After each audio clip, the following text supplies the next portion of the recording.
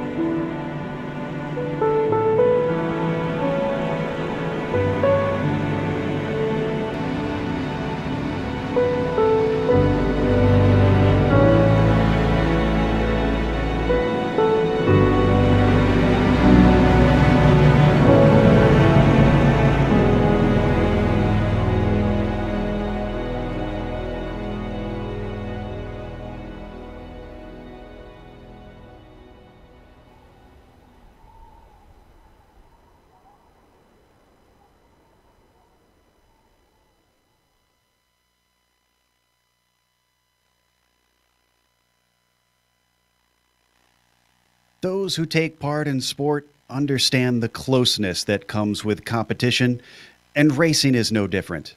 It's hard to describe to an outsider how we can simultaneously be hell-bent on beating those around us day in and day out, and yet feel the utmost fondness and extend the greatest kindness to those same people outside of the car. David Cater exemplified this beautiful and strange dichotomy that makes up a great many racing driver. A fierce but fair competitor on track, and yet a beloved figure, cherished and respected by his peers as a friend and a mentor.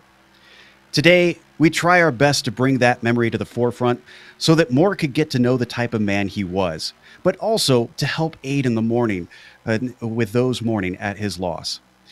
And while we could carry on in somber tones, I think with a race getting ready to be held, David would want every competitor to get out there and have as much fun as he did every time he got in the car.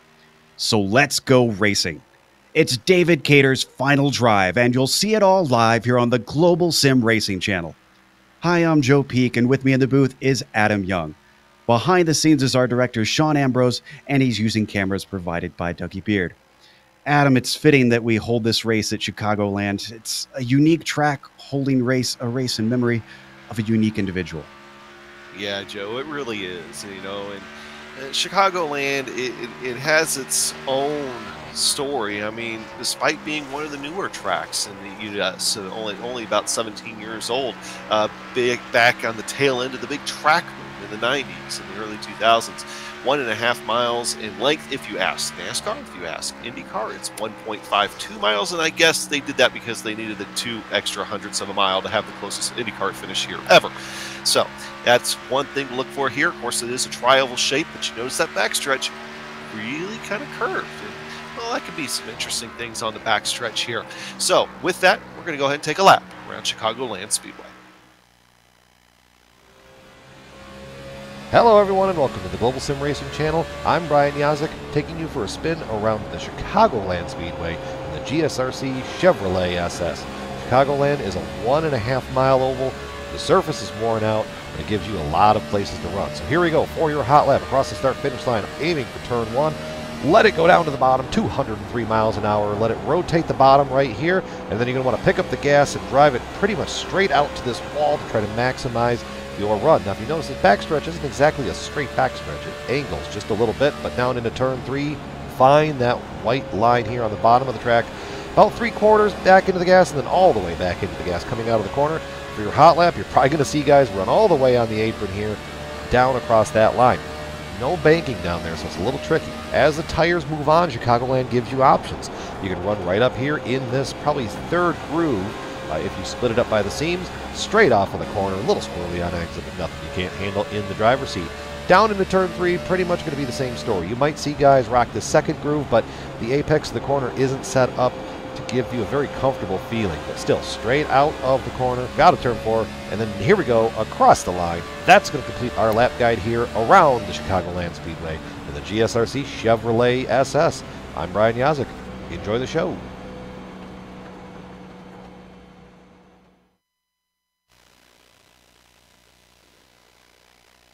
There you see a couple laps around Chicagoland Speedway. We'll be doing plenty of them today. In fact, to find out just how many, why don't we go back to Adam once more as he'll tell us about the race details.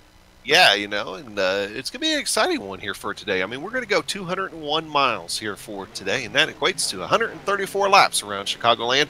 We're riding those NASCAR Gen 6 machines, and you'll see all four of them out here today, including both of the Chevys, the old SS and the new Camaro. If you haven't seen too many races with the Camaro here just yet, they do have the Fusion and the Camry.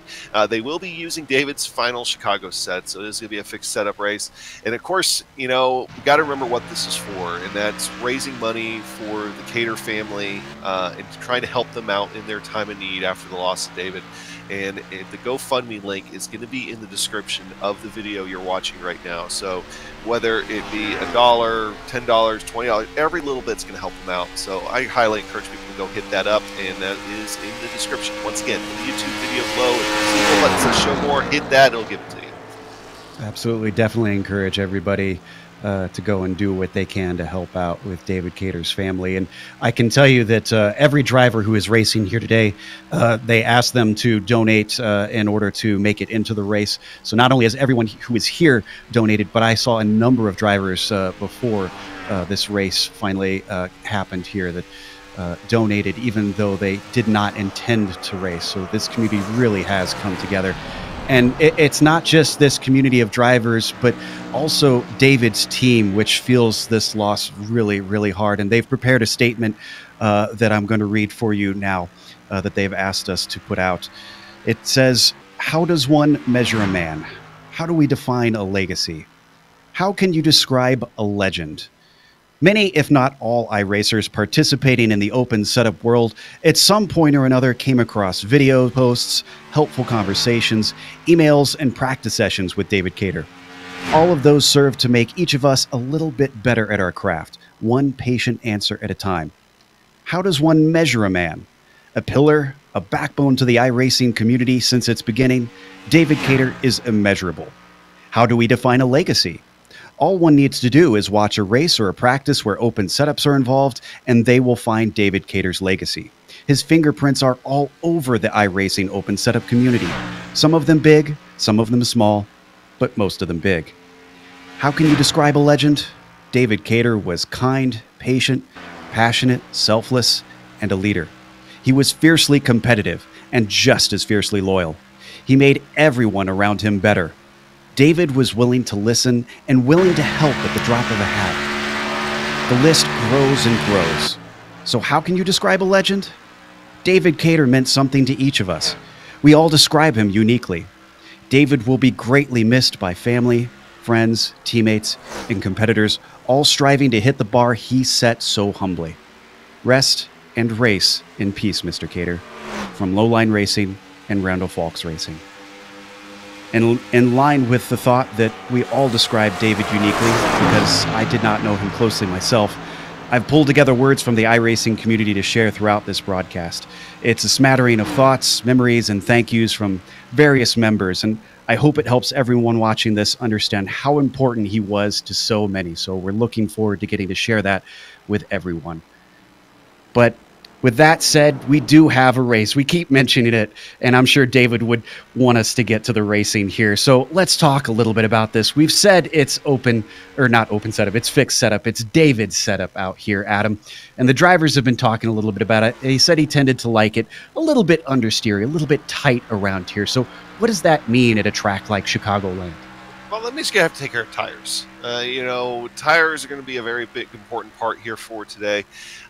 Seeing a lot of guys really pushing, particularly out of turn 4. And I think with that kind of understeery type of setup, and that's going to be a place that, especially if you're going to be running side by side, you're going to have to try to make sure you're not going to push up into the car next to you. So that'll be something to watch out for. I think that'll be a big trouble spot. Back straightaway does kind of open up. I feel, at least when I'm driving, I feel like it opens up a little bit when you come out of turn 2. So I don't think we're going to have too many problems there, but I think turn 4 will be one area to watch out for sure here for today, Joe. Undoubtedly, and we've got a pretty full field out here. I believe we're going to have 30 plus cars take the green, and they've actually got 2 splits running. I was told 70 total have signed up. I'm not sure if everybody was able to make it to the grid today, as this was slightly last minute, so some drivers did have unexpected things come up, and they weren't able to get out here today. Of course, they send their condolences and best wishes as well, as we watch the 83 work his way around, of course. And if you're interested in watching that second split, that is PTR TV who are covering that as well. So a big thank you to them down there covering the second split, and a big thank you to all the drivers that came in and wanted to drive, even if they couldn't get to be up here in the top split. Most of these cars are essentially just warming up at this point, as it was a 2-lap qualifying. The warm-up has been happening for quite a while, and these are just cars who have finished their 2 laps and are just trying to get a little bit extra time, try and get that edge, because again, there are prizes on the line, although most of the drivers have said they do intend to give any of the prize money back to the Cater family, just as a sentiment of they feel that it's best served going to them. But there's pride as well out here today, Adam.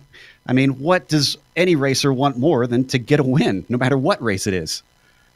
Well, yeah, exactly. I mean, we're all racers at heart. I mean, David was a racer. He knows the drill. I mean, even in the real world, when there is, these memorial races or races put on in memory of somebody, they're still racing to be done. And a lot of times, I personally feel like these type of races will be the ones that bring out the best in people. Everybody knows what they're out here for. They're out here for David. They're out here for his family. And they want to put on a good, hard show for everybody. And so you might see some fenders getting rubbed. You might see, maybe a few bump and runs, stuff like that. And everybody is going to be okay with it, because it is fun racing. Everybody's out here to try to have fun, because that's what David would want them to do. He would want them to have fun. Everybody I know that has met David, that has talked to David, I never personally got the chance to meet or talk to David, but I know several guys that have, and they always told me just how humble and nice of a guy he was, and he'd want to be out here with him, I guarantee it. Absolutely. We've got about a minute and a half left here, and we do have some pace laps to go through, including a special tribute that the drivers are going to do once they get out there for the pace laps. But so that we've got some time, I do want to share one of the stories that I've got. This is what one of his teammates, Jeremy Davis, wrote this of David. He said, "I had the opportunity to work with him directly as my crew chief in the last 2 races of this pro season, and I can tell you it was a complete honor to have him on the pit box calling the race. Not only was he great at what he did, but we all had a great time being around him. He was a SimRacing ambassador, and his knowledge was extremely valuable. I could really tell he loved working on setups and SimRacing in general. I think that goes to show how important David really was to the SimRacing community." Big thanks to Jeremy for typing that one out and giving us another of those great views of what David has done. as we get a glance at the track. And it is currently 4:09 in the afternoon, virtual standard time.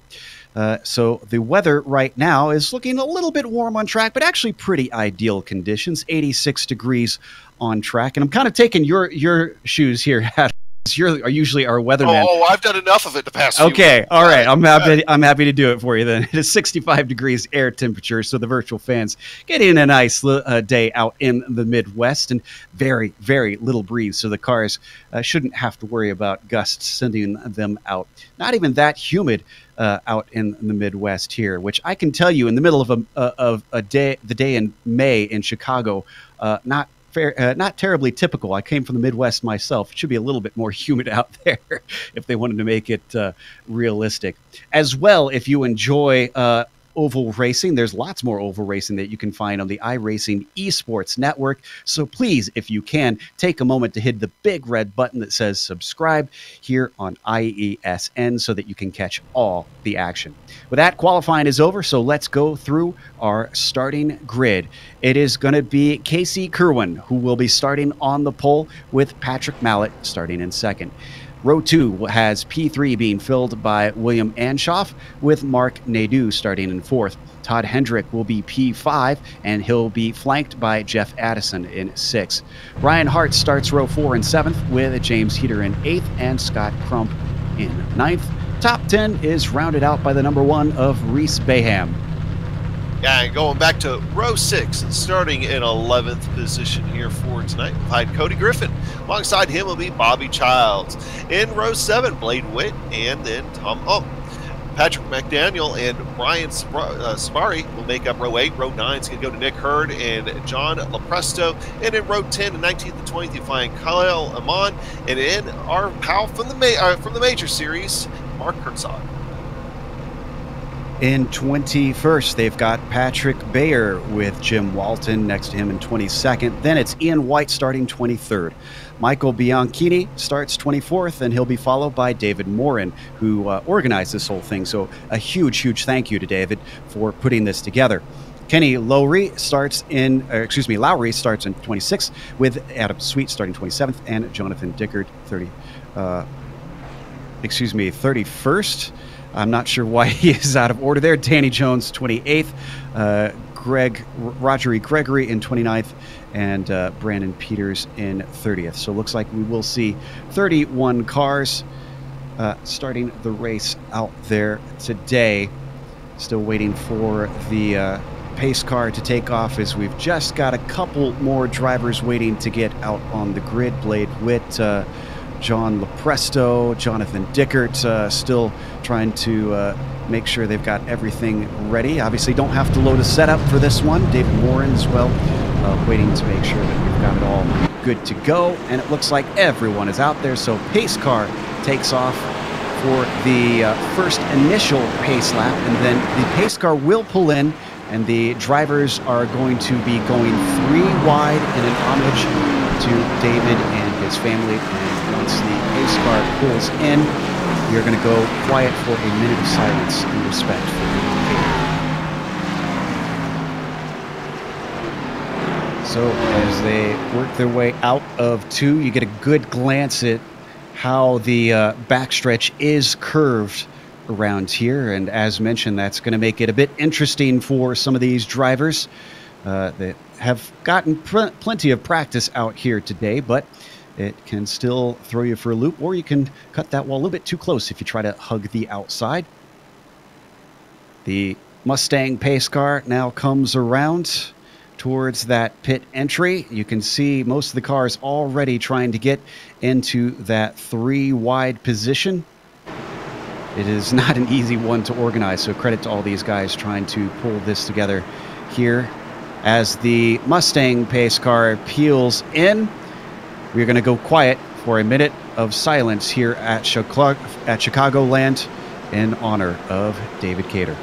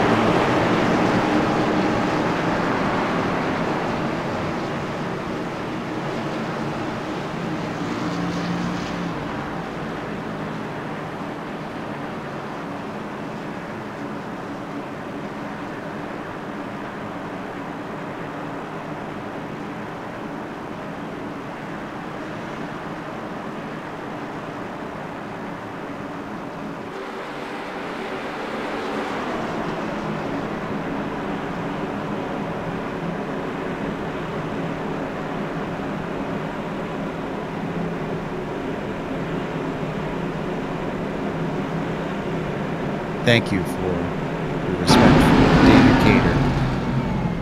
And just look at the beautiful 3-wide salute that they've got all the way back to the back of the field. I believe they said they're going to break it up here and take one more lap where they try to get the cars back in order, and then we will go green here for 134 laps. Of course, not counting these first couple. They've gone 3 wide. Since we got a little bit more time just looking through and finding some more stories from our drivers. This one is from Justin Thompson. He says, David and I had some good knockout, drag-out battles on the track. We gave each other hell on the track like Earnhardt and the Kid, him being Earnhardt, of course. When DC was behind you, your palms would sweat and nerves get shaky knowing that he was coming. He was and is going to be forever remembered by the ones that he has helped and raced with. Adam, it is so touching to see all these guys come together. I am excited to see the racing, though, because this combination of cars, and clearly these guys look to be ready to try and give the audience a great show here today. There's been a lot of practicing out there. We've seen drivers in David's spirit giving each other tips, suggesting how best to race his set to get the most out of it. It's everything about this thing is fitting. It is, and this is a tribute that's been seen, a few times, and every time you do see it, it gets to be not easy, whether it be in the real world or the virtual world, and I think it's just a very fitting way to kick this event off, and in a respectful fashion, and I like seeing it, and I think maybe it's a good time to, just while we got a quick minute, maybe just talk one more time here before we get going. Maybe bring up Tyler Hudson's, iRacing's own Tyler Hudson, what he thought about David Cater, and said, I will never forget all the battles we used to have when iRacing first came out in the late model car. So that goes back a ways, Joe. We would run race after race, door to door, back and forth for the win, and always talked about those days and great memories. And I think that gives an idea too of just how long David Cater and his impact has been on the iRacing service and its drivers and competitors. And I think it'll be great. One last show from here today. Indeed. You can see they now caught the pace car since they threw the caution after the green flag flew. And they've got one more lap behind it, I believe, since I saw the pace lights on that pace car. And I think they should turn off this time since we've got no lapped cars to give wave arounds to. As they come across the line one more time. Grabbing just one more of these stories. This one comes from Adam Gilliland. He says, David was a great guy with a great attitude about everything. Was fortunate enough to be teammates with him back in 2011 and meet him at the iRacing seminar in Texas a few years back. A lot of drivers met him there. He was a hard racer, but you never had to worry about him cleaning you out or doing something silly. David was a straight shooter.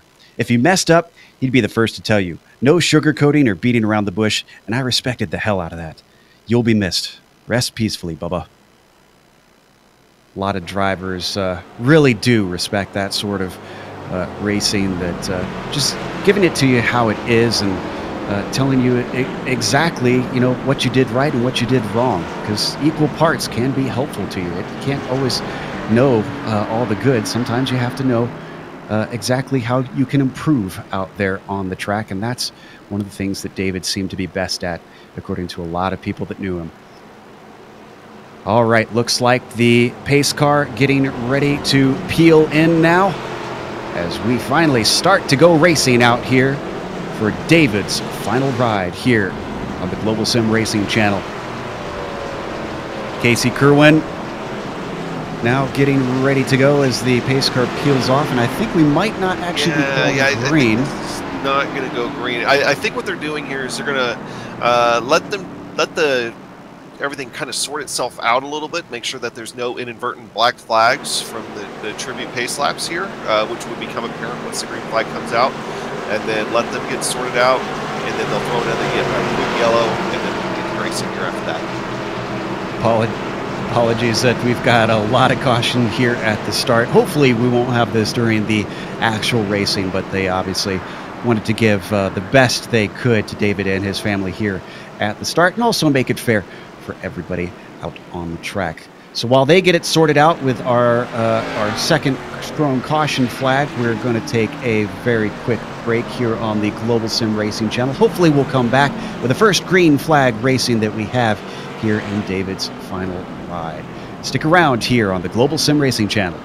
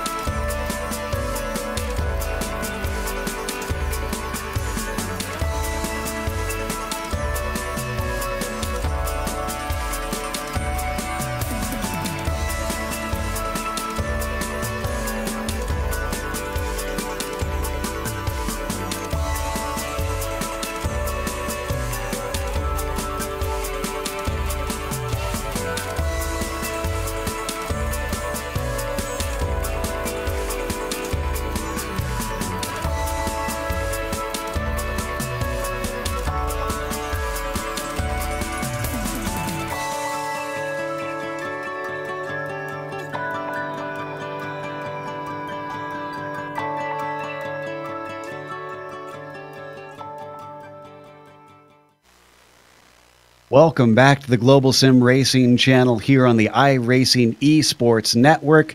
They are now double file here on lap 9. We'll get going racing here on lap 10 as it starts here in David Cater's final ride. And right now they are just coming down the backstretch behind the Mustang pace car. So they've obviously saved a little bit of fuel. And now that they've got everything sorted out and they're sure that they're going to have a good start to this race, we're looking forward to this one. Just 2 more corners to go. Now, you mentioned the tire wear. I'm assuming then it's going to be tire limited out here more than fuel limited, Adam? A mile-and-a-half track, you end up having a lot of fall off. And I think you're going to see a little bit more here today just because of the nature of the beast and being a tighter setup. So it'll be something to watch out for sure. All right, as the Mustang pace car finally peels into pit lane, Casey Kerwin has control. Now we get our first green flag laps here at Chicagoland Speedway. He gets a fantastic jump with William Amshoff following him up into second as Patrick Mallett, despite being on the front row, drops down into third. Behind them, they're already mostly getting single file first side-by-side racing. We've got is between the number 18 and the number 11. That's Scott Crump and James Heater. Casey Kerwin's start there off the bat was textbook. I mean, that was, if you're going to start a normal race, that was how you do it. Caught Patrick Mallett completely off guard. That's why he dropped back to third. So as the front few cars are still racing single file, we've got a nice little battle happening for 4th place. That's Mark Nadeau riding the high side just ahead of the number 22, who now slots in behind him, gives up the ghost, settles for 6th. A little bit behind them, the number 7 of Blade Witt, up ahead of Scott Crump. He also working the high side. That one working pretty well, but he ducks it all the way down to the apron. That's legal here at Chicagoland. Then brings it back up onto the apron as we now hop on board with that car. Yeah, this is a fantastic 18. race right here between 7th and 8th between James Heater and Blade Witt. Keep bringing up. And Blade Witt's not letting go at all here. And in fact, but this is getting in the weather's trouble areas. Now that we put a few laps on the tire in the green flag conditions, I'll have to be careful not to push up into each other out of 4. Yeah, do you think that's why we're seeing such a calm start here? The drivers may be thinking long-term on this one? Yes and no. You got to remember the drivers that we have out here in a lot of ways, these are some of the best of the bunch. And they know that this is a long race today. I mean, we're going over 200 miles this afternoon. So you don't need to make everything up in the first 10 laps of this race. You got time to let things play out, so no reason to be hyper-aggressive right off the start.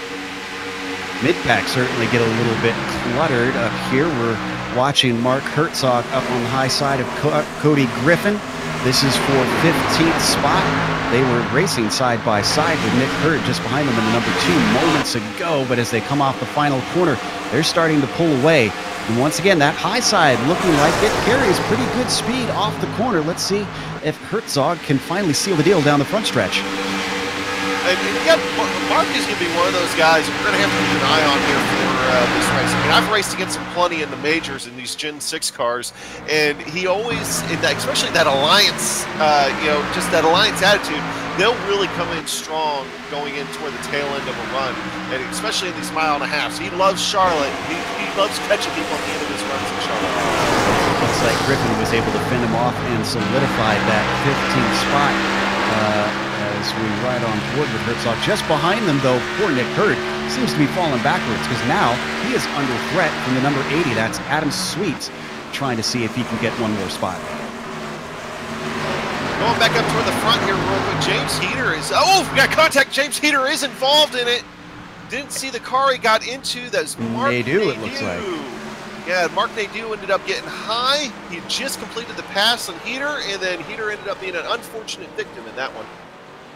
Let's check out the replay. Looks like as we watch this number 40, yeah, you're going to see coming out of 4, this car just starts to understeer. And there's the wall. Great job by both drivers to keep that from swinging back up onto the track. They got the cars going once again, but they'll certainly have a little bit of damage. Not only was that a hard lick into the wall, but the two made contact with one another with significant impact.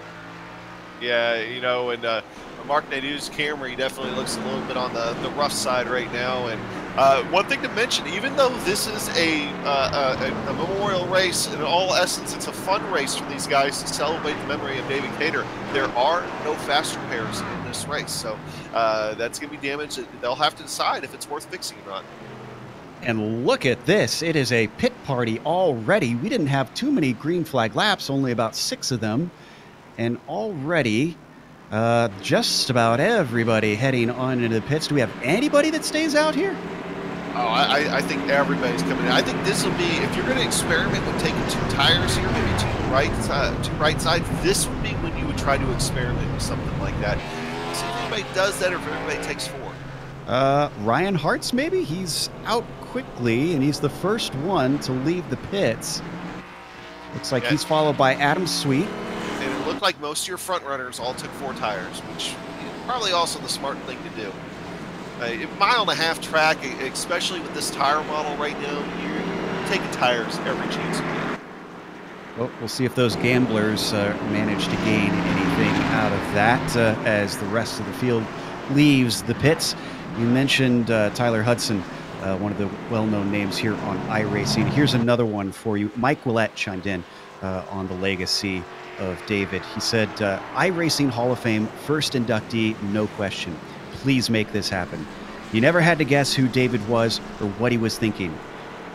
Uncountable contributions to our community, and as much as he'll be missed by us, I can't imagine what his family is going through now. Prayers to them. Very classy thoughts there from Mike Willett, and a number of drivers, I can say, definitely chimed in, reaffirming that they thought if they do make a iRacing Hall of Fame, that they also felt David belonged in there. So we'll see if that happens someday. iRacing hasn't yet, but we're now 10 years in. They've had some time to establish some history. Maybe someday we'll get that, Adam.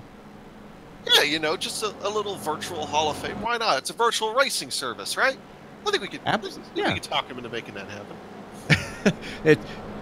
Maybe they could make it so that it's an actual thing that you load up on the sim. You hit Control-Z and you can zoom around the world and go and check out. I'm just saying, as much as people like to send the iRacing staff pizza, it'd be a great place in the lobby of the iRacing headquarters to have the Hall of Fame there. That way the pizza guys have something to look at whenever they deliver the food. Yeah, absolutely. That's a good idea as well. Or whenever random people come by and visit, you know. I like this. I like this. Let's start. Let's hope that the staff is making notes if they're watching right now.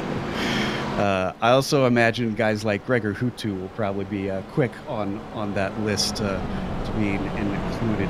Now, I believe we should get double file this time by as they're coming up to the line once more. They're not quite yet. The changed order is Patrick Mallet up at the front in the number 19. Blade Witt has now moved himself into second and is number 7. Todd Hendrick in third in the number 45. And then it's Casey Kerwin, who was our leader for much of the race, in fourth, and Scott Crump sitting in fifth. So just a couple drivers who are trying a little bit of a different strategy. And like Adam said, trying to shake things up, see what sticks out here. Yeah, and 2 of those guys who were that came out real fast. We talked about like Adams, they decided to go ahead and come back down the road on the second time around. So, and I think it's going to be one of those things too that we could see some long runs here, especially as the race goes along, and maybe taking fuel on that, especially this early, give you a lap up on everybody else. Hey. That's all the things that the little crew chiefs and everybody else are trying to figure out right now, exactly how this strategy is going to play out as the day goes along. That's one thing I love about the Gen 6 cars is you have to strategize your races, especially the ones that are this long and involve pit stops. You have to have a plan going in. Well, we'll see whose plan works best as we now head into turn 3. These drivers slowly coming up to our first real restart of the day. Let's see what happens to those front runners as the Mustang pace car now ducks into the pit lane one more time. Patrick Mallet waiting and waiting and waiting. Now he accelerates as the green flag comes out once more. Not a very good start from the number 7 of Blade Witt, already being swamped by Casey Kerwin, who ducks down to the inside here as they get going on lap 21.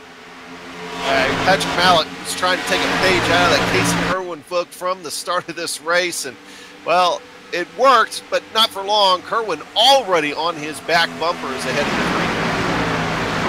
Yep, he's sandwiched, though, between the number 19 and the number 7. They're holding very close to him. If he makes a mistake in this pass attempt, ducks down all the way to the grass and then comes back in line with these top 3. The podium positions pulling away slightly from the number 45.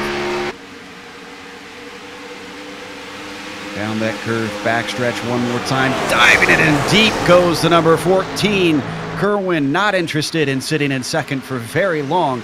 He's trying to peel it away from Patrick Mallett, and he's trying to do it now.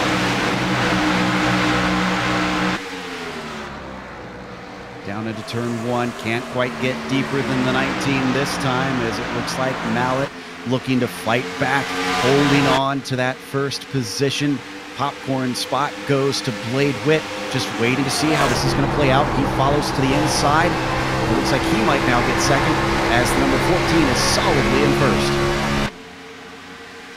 I have to wonder, you know, just in a lot of mile-and-a-half tracks, it's been a few seasons since I've had a chance to race in Chicagoland, but a lot of other mile-and-a-half tracks, you're going to see the primary line start to drift up here as the race goes along.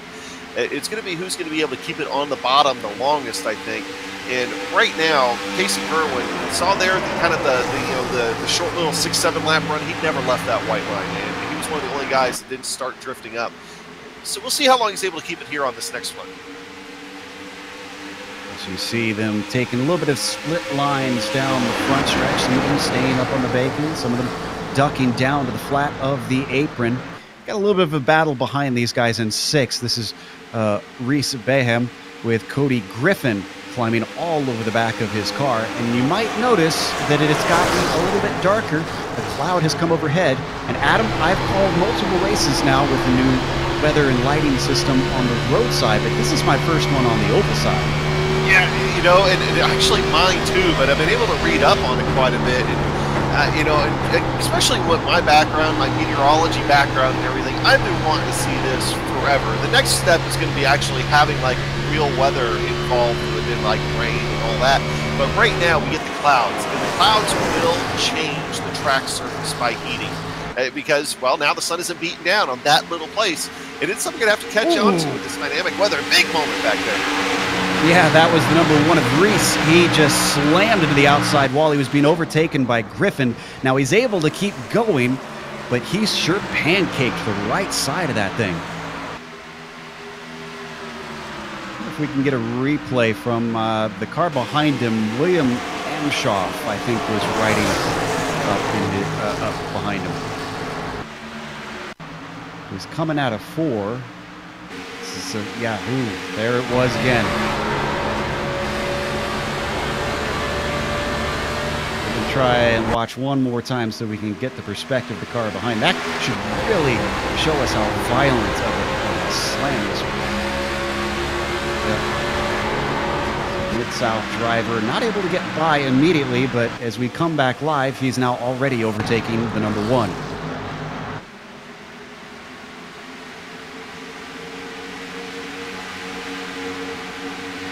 .8 laps in now. We've got the longer of the 2 green flag runs that we've had so far. A little bit farther behind these guys. 6th place Tom Omit with Jeff Addison as we jump up to P2 instead. This looks like Blade Witt falling off a little bit from our leader, with Patrick Mallett still running behind him since the number 7 has overtaken him, and he's got a really good run off of 4. We're already seeing that change in lines. It seems like that only the top 5 are the guys that are really holding it down to the white line. Everybody else starting to drift up just a touch. Number 19 riding high. 45 swings up behind him. So we got a caution. Not sure who this is. Nadeau again? Yes. It is Nadeau on the front stretch. And this looks eerily similar to what we saw with the #1 car. Yeah, it's just the different corner. This is actually what I thought might be a problem as the day went along. Turn 4, that wall just reached out and bit Mark Nadeau, and of course that car was already ill-handling the adventure earlier, so that kind of probably helped that matter, but able to get it straight. We'll see if this is going to be able to get repaired.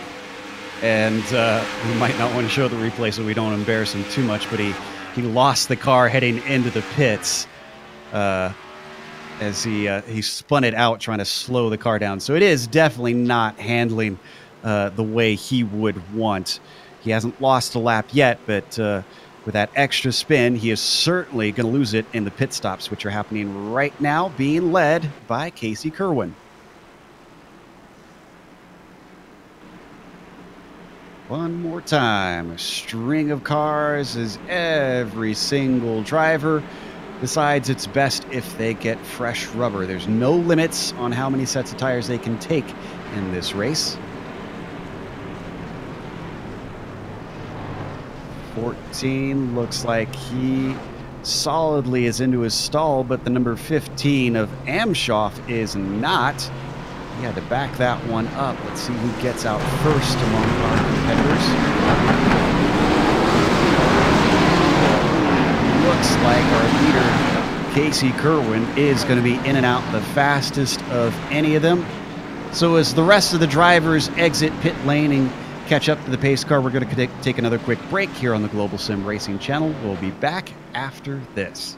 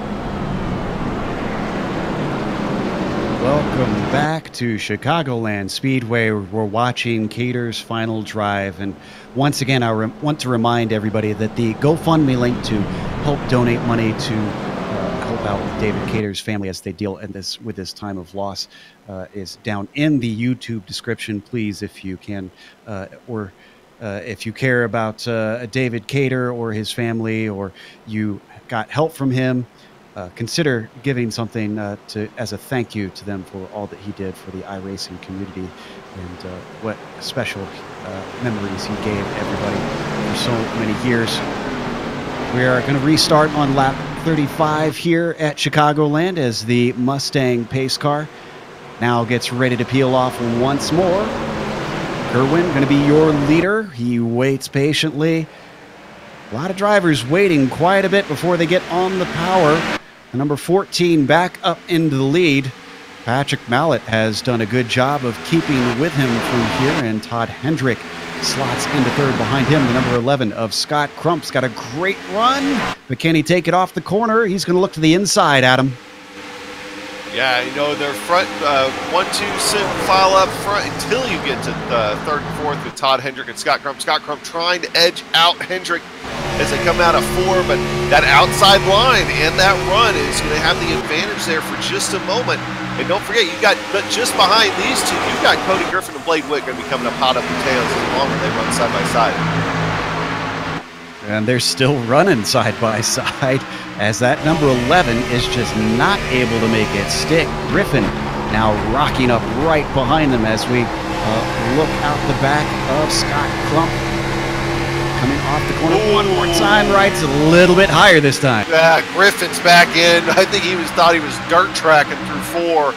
Able to keep it straight, though, and not lose hardly any time, but he's going to have to get off the gas as Todd Hendrick almost comes down in front of him there. Got a little interesting there for a bit. And I'm looking at, once again, still at Griffin's car, it's just having a hard time settling. You're going to try going 3 wide going into turn 3. That's Blade Witt on the bottom. Cody Griffin is in the middle, and then Todd Hendrick is like, nope, I'm good. I'm just going to back out of that one. Yeah, that number 45 is willing to give up a few spots just to make it to the end of this race, it looks like. But how about Cody Griffin?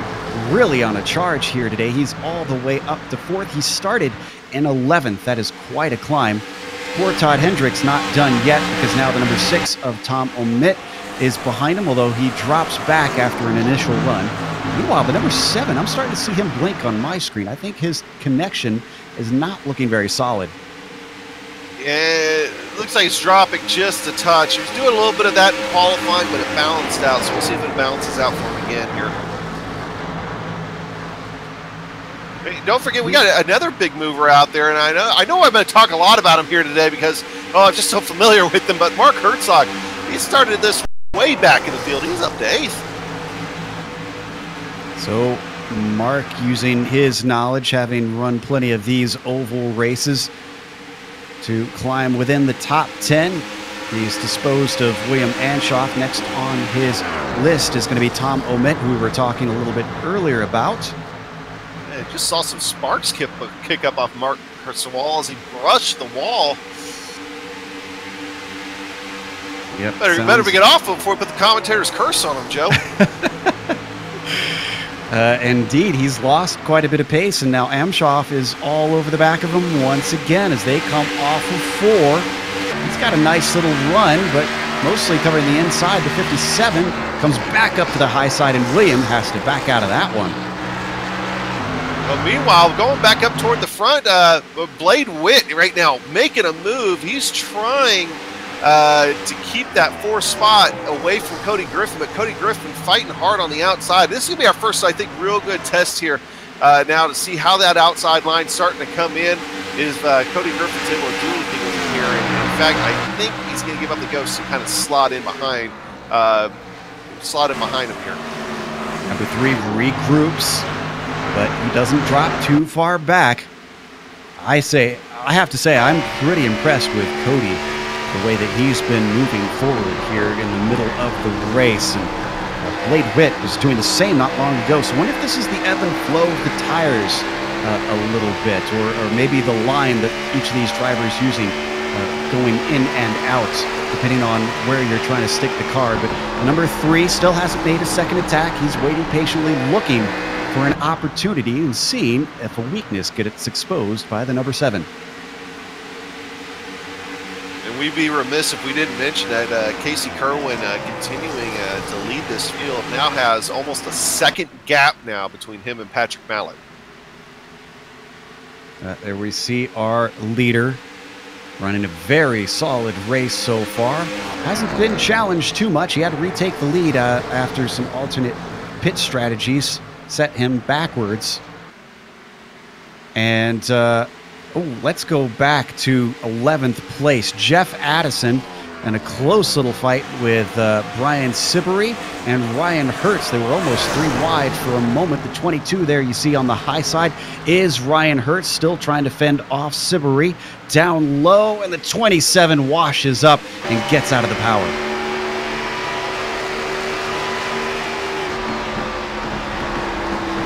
Back down into turn 1 they go. Single file once again.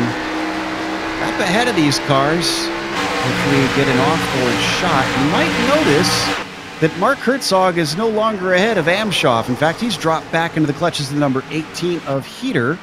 So after an initial rush forward, the 57 is starting to reverse himself.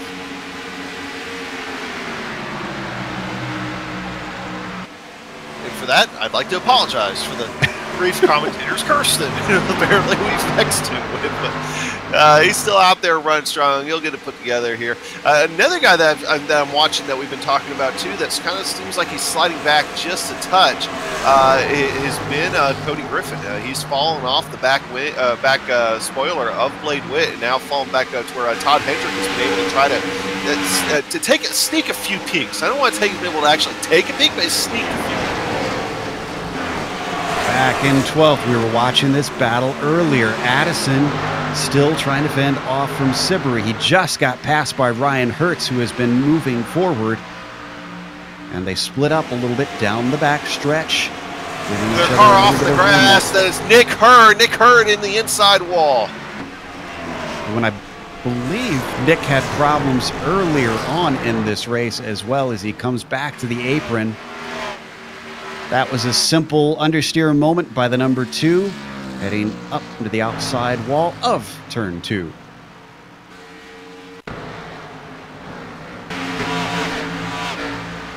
Let's see if we can find an angle on that. And unfortunately, coming down pit road, ended up having more problems. It's a very similar issue to what we saw before with, I'm trying to remember which driver it was, who also spun the car trying to slow it up. It would have been Mark Nadeau, I believe. Yeah, that's right. Almost lap 50 as we jump up to second place. Looks like Patrick Mallet, who continues to drop off of Kerwin, is still trying to fend off the number 11 and the number 7. 3-car pack here at the bottom few steps of the podium. But they're all kind of riding in line for now. The way that we're seeing drivers get up on someone and then start to drop off makes me wonder, Adam, does riding in the wake hurt the tires a lot more? Yeah, you're taking away the front downforce, so you're going to have to start turning more. It's not like an Indy car and all that with some of the real push that you see, the aero push, but it's still there just because of simple physics. I mean, these front ends, they don't produce a lot of downforce, but they produce enough that if you're up behind somebody, you're going to have to turn your wheels a little bit harder. One of those drivers that's directly behind another right now is Jim Walton, the number 76. He's racing Kyle Lamont for 20th as the number 17 goes way up on the high side, this time pretty high up, all the way up almost to the top seam. And that actually helps him quite a bit because the 76 just cannot get the run off the corner. In front of them, that is Bear and Lepresto. As number 194 gets up close to the outside wall of 4. He's got to be careful with that.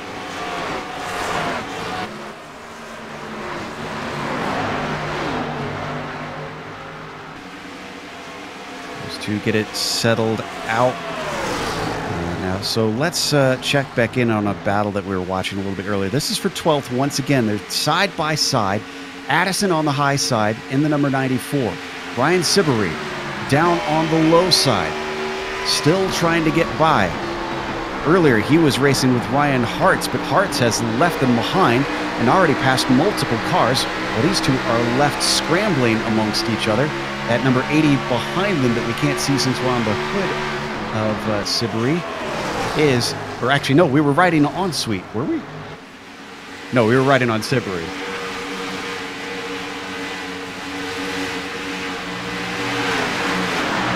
Nice little mid-pack battle between these drivers.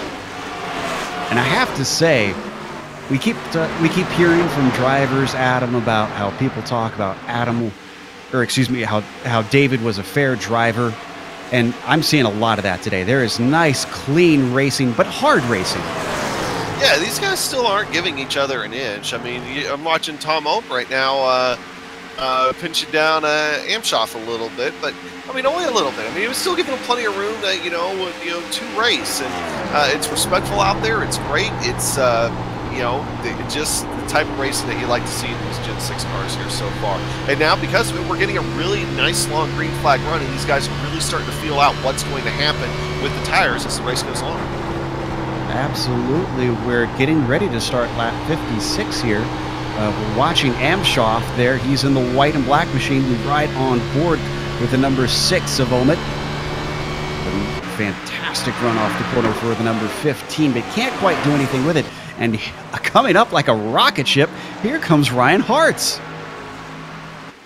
Oh, drifting up a little bit, the number 15 of William finds himself getting off the power and makes an easy pass for the number 22. Ryan is now into P8, but can he finish the deal? Yes, he can. Nice run by Hartz. He's been trying to climb back forward. He started this thing in 7th. He's only up to 8th. The car ahead of him, if anything, has had a much better run. Omit started in 14th. He's in his 7th. Side-by-side action. Back in 10th, Herzog, who we've been watching. Still trying to flirt with that top 10. It's James Heater down on the low side in the red and black machine. You see the number 18 as they come off the corner just about equal to each other. This will be a chance for Herzog to feel out that high line, see what he can do with it, if he's able to hold him off here at all. But so far, I don't think the momentum is winning out over trying to carry that low line. Unless he starts to push up, and then James Heater had to get out of the gas to avoid running up into Herzog there. Car in the infield, trying to see who that is. That is Ian White. Ian White going through a trip through the infield, Joe. Ooh, yeah, I'm not sure how he managed to get there. Oh, and he got loose off of 4. This is the first time we've seen a car get loose instead of understeer. Yeah, it was almost like he got off the gas to save the car, and as soon as it did, it shot dead straight right into the wall. We got here at the GSRC replay, you'll see it. The car gets loose, backs out of the gas, and then as soon as it does, boom, right in the wall and hard contact. Very hard contact. Now, he's still going, but he is limping that car on the apron, trying to get to the pits. Because there was nobody around him and he didn't stop on the racing line, there was no caution thrown by the virtual stewards. Up in 7th place as we look at the battle between Omit and I believe this is Amshoff. Excuse me, Hartz. Hartz once again proving himself to be on quite a charge. Amshoff just giving watch from that number 15, waiting behind these two. Running the middle line, trying to make sure he gets some clean air. But the number 6 rebuffs the number 22 and retains P7.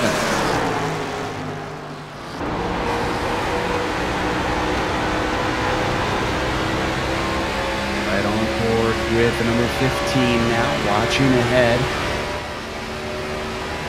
Curious to see how many laps before a driver says enough is enough and I can gain a big advantage by hopping in the pits. Takes that risk to go a lap down or 2. There's a certain point in a lot of these races, and I got to see what the lap fall off your time is, so bear with me for just a minute. But there's a certain point in a lot of these mile-and-a-half races where you would go ahead and try to do that. You would go ahead and try to pit early because the fall off in lap times would be so much. But I'm not seeing crazy fall off here to really warrant that, at least at this point. I mean, we went green, I think, on lap 35 is when we went green. So we've been almost 30 laps now. looking at Casey Kerwin, his lap time at lap 36 was a 28.9. Now he's running a 30.8, so that's 2 seconds a lap. And I don't think you would be able to regain that what you lose over the course of the run, because you fall off into the 30s actually relatively quick. Ryan Hartz has had something to cheer for as we've watched him actually overtake Amshoff and Omit as we turn the cameras on to the number 14, who's been running something of a lonely race out there today ever since the last restart. The gap now 1.7 seconds ahead of Patrick Mallet. Not a huge gap, but significant enough that really Kerwin has not been threatened for a number of laps out here.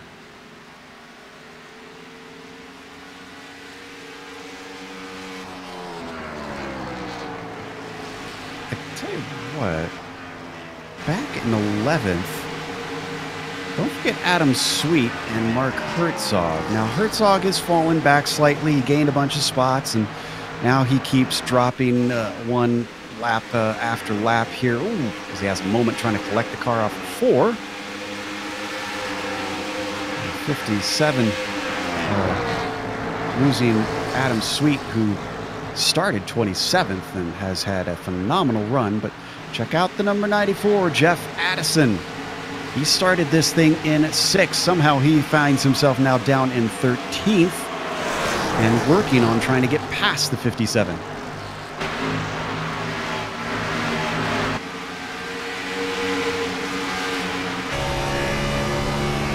Being chased by Siberi and McDaniel behind them. That is all for position as we ride on board with Addison now. Now, while they're kind of going single file here for a moment, maybe a good time to go ahead and talk about another driver's thoughts on David Cater. And I'm going to pull up Michael Conti. Actually, hold on. Casey Kerwin just got loose going through the tri-oval. He just had a big moment. We'll get back to Michael Conti's statement in a moment. Now, pulling up the GSRC replay machine here, and Joe, it was like as soon as he went down to try to touch the tri-oval, that back end decided it wanted to go ahead and come around on him. Does that tend to upset the car when you kind of straddle it like that? Especially getting late in a run. Yes, the car's lighter now. The tires are worn. You got to be careful. And I don't think he really intended, it's coming up here, I don't think he really intended to actually go all the way down the apron. It just caught it the right way to try to pull the car around. Miraculous job saving that car. But, that was a beautiful catch. Yeah, so we'll go ahead and let's talk about Michael Conti here, and of course, peak driver Michael Conti. I'll never forget when he told me to respect my elders after I likened the Richard Petty driving experience car to his B-Fix setups. He was an awesome dude and knew how to take a joke. I also had the privilege of being a teammate with his for a while, and he was great to work with. I send my condolences to his family. Great stuff from Michael. Coming from a champion, I imagine that means a lot. But we're watching this battle for seconds. The gap between Kerwin and Mallet really didn't change a whole lot since his moment. I wonder if that's because Mallet is more busy looking behind him in his mirrors, and that might not be for long, because here comes the number 7 to the low side. He is trying to get back into second place. Blade Wit proving he's got the speed here, even if he doesn't have it in qualifying. His race pace is looking handy from 13th to 2nd with a smooth move through 1 and 2.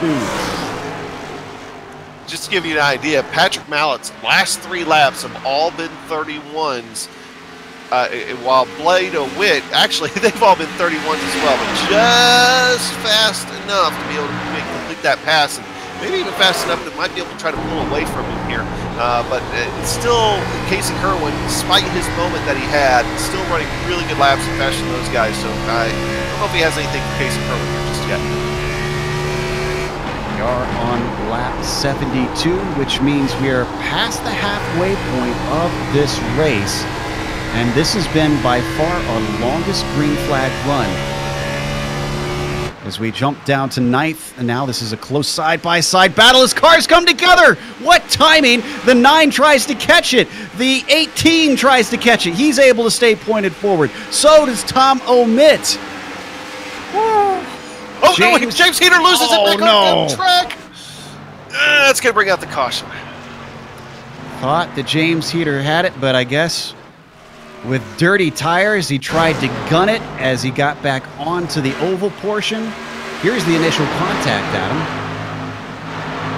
Just hard racing coming off forward, kind of thing I've been worried about all day. And both those guys just driving that car through the grass, able to keep it straight. And unfortunately, I think just James's luck just ran out when he got back onto the gas. And lucky nobody else got collected in the second incident of that. Yeah, a lot of horsepower underneath those cars. So when you got the tires all full of grass and they're worn out after many laps racing under green, it's no surprise that he could light them up so easily and make such an embarrassing mistake. We're getting ready for pit stops now. Kerwin going to lead them in. He's dealt with this race very well. What's the over-under on everybody coming in here? I mean, is there a 1-to-1 stats on this? I mean, it might as well be. Because I think the only cars you'll see stay out here are going to be a lap down, but Kerwin coming to his box. Yep, he trundles slowly towards that. Every single driver heads on in. As Casey Kerwin looks like he gets it nice and clean. Not seeing anybody else miss their stall. It's one of those other worries when those tires go on for a long time, Adam. A lot easier to slide it in a little too far. Oh, yeah. I mean, you find they don't break nearly as well or as much as you want them to. Great race off pit road for second on back. So Patrick Mallett does get that second place away from Blade Witt in the pit stops, but I think that's the only major change we had up at the top of the field. Let's take a quick break here on the Global Sim Racing channel, just past halfway for Cater's final ride.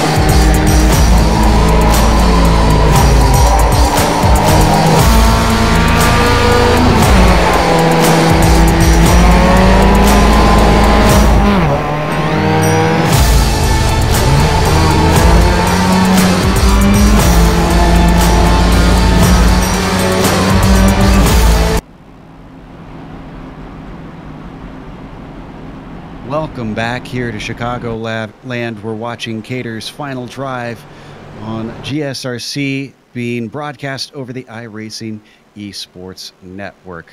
Going to restart on lap 78 here, so hopefully we get another green flag run like we did. Really didn't see too many in the way of close calls that indicated that drivers dodged a bullet with that long green flag run, honestly. So I expect us to get some good action here on the next one.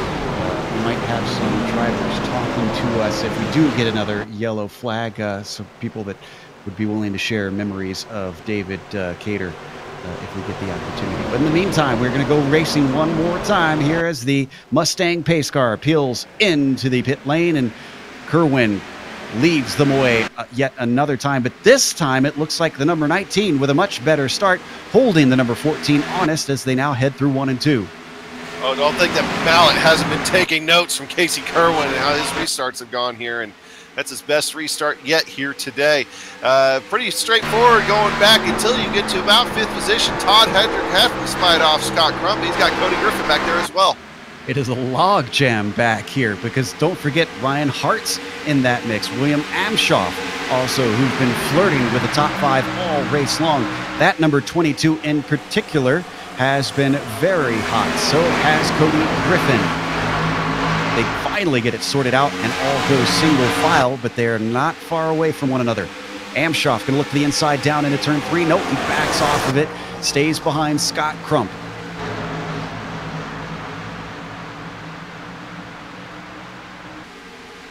So seen a few guys really try to push it off or some back end stepping it out when some power goes back down. You know, nothing dangerous right now, but that's something you want to be careful for and not run off those rears. Oh, as the number 3 gets awful close there. I think there was contact. No, there was definitely contact there. Wow. What a camera shot to give us an idea of how close the driver Cody Griffin is willing to get to Todd Hendrick.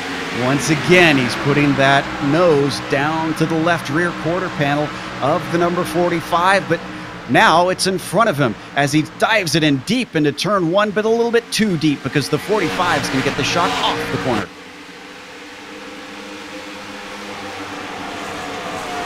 He's not going to give up on this one. He tries once again.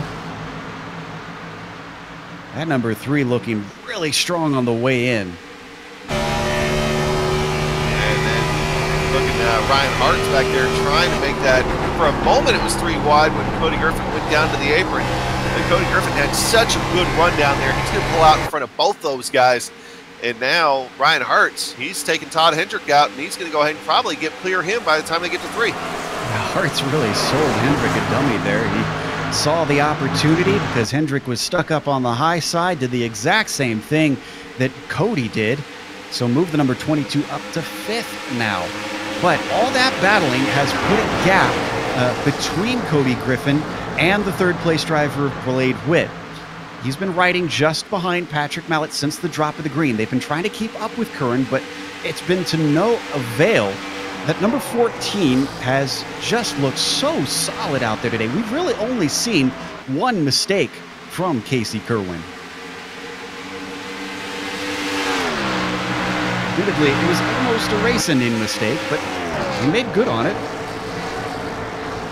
It just doesn't seem like his separation between him and 2nd place and this time around Patrick Mallet I don't see that distance increasing as fast as it did earlier. I think these guys are either Casey's laying off just a touch, just trying to preserve things a little bit more, or those guys are pushing a little bit harder. Either way, contact, by contact, I mean visual contact staying with those guys here.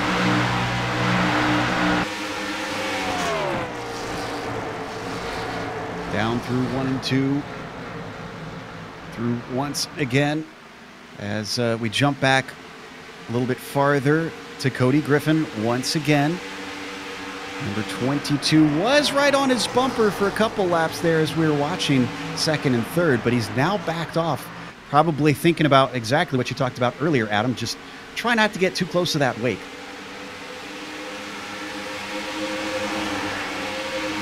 So as they stay in position, let's take a look at this battle back in the mid-pack because Omit in the thick of it once again. Same thing with Herzog. These are drivers we've really seen having to battle side by side quite a bit. Reese Bayham has himself back up in the mid-pack. We saw him having to deal with some contact earlier on in the race. He's just ahead of Brian Sibbery.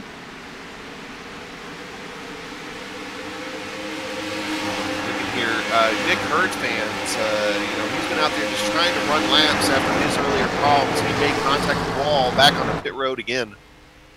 Oh, sad to see. Yeah, there's his car. Unfortunately, the Floridian having to take a few repairs.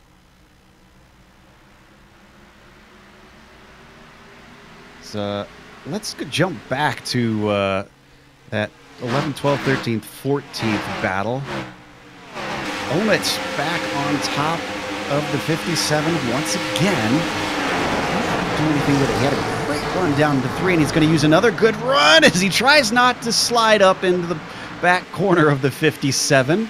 Well, he tried it. I can't say it was a successful try. I was watching it. That was great awareness on both of those guys because, I think Mark wasn't really anticipating he was going to make the move right there, and Mark started coming down a little bit too.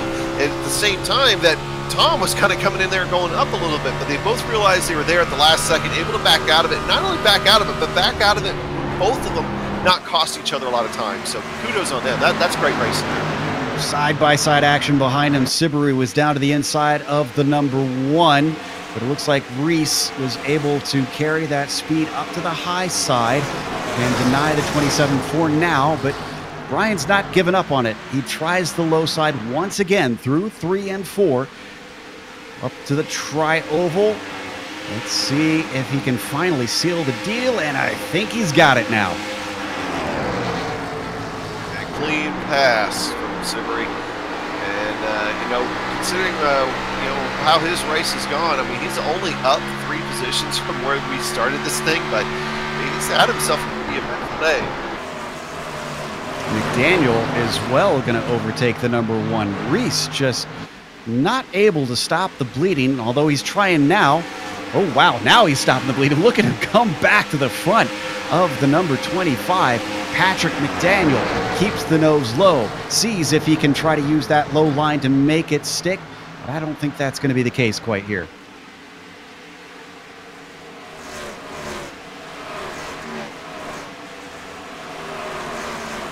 Behind them, that's number 33 of Roger Gregory. Just giving watch. 25 still staying low, still staying right at that quarter panel. Making the number 1 think about things. He's got some momentum on the front stretch. Let's see what he's got down into 1 and 2. Oh, I saw a little bit of smoke. That was the number 6. I think that was Tom Omit having to catch the car. You can see he's going very slow now, and that's messing up this battle between the two. No, he had to get out of it and get breaking loose, and Sibbery just had nowhere to go and got into the back of him. I mean, very light contact, but I mean, right there, if you have even the slightest contact, they'll break you loose. Got the replay here. Let's take a look at that since we missed that contact. Woo! Great catch by the Californian.